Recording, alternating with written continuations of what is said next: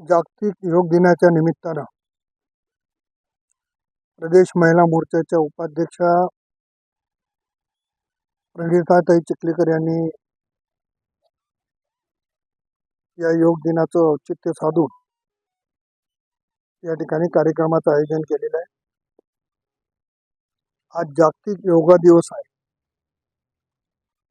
आणि आपल्याला आठवत असेल महाराष्ट्राचे तत्कालीन मुख्यमंत्री आणि विद्यमान उपमुख्यमंत्री आदरणीय देवेंद्रजी फडणवीस आणि योग गुरु आदरणीय रामदेव बाबांच्या उपस्थितीमध्ये नांदेडला कार्यक्रम झाला।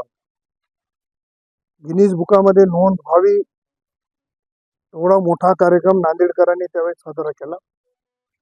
तेव्हापासून सातत्यानं योग दिनाचं औचित्य साधून निरोगी शरीरासाठी प्रणिताताई यांनी त्यांची टीम या ठिकाणी या योगा शिबिराचं आयोजन करत असते। या योगा शिबिराला माझ्या वतीनं खूप खूप शुभेच्छा।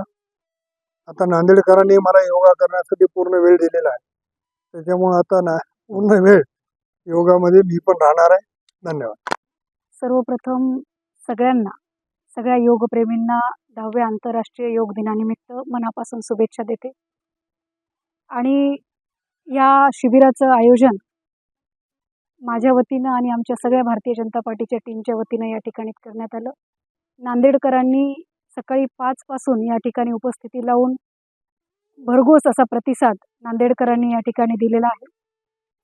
आत्ताच आदरणीय साहेब यांनी सांगितलं की त्यांच्या उद्घाटन त्यांच्या हस्ते साहेबांच्या हस्ते या ठिकाणी करण्यात आलं आणि स्वामी रामदेवजी बाबा आणि देवेंद्रजी फडणवीस साहेब यांच्या माध्यमामधून आणि चिखलीकर साहेबांच्या माध्यमामधून 5वा आंतरराष्ट्रीय योग दिवस नांदेडकरांनी मोठ्या प्रमाणात या ठिकाणी साजरा केला। म्हणजे जवळपास 1,30,000 लोकांनी या ठिकाणी उपस्थिती लावली आणि गिनीज बुक म्हणण्यापेक्षा गोल्डन बुक ऑफ रेकॉर्ड नांदेडकरांनी त्या ठिकाणी केला होता।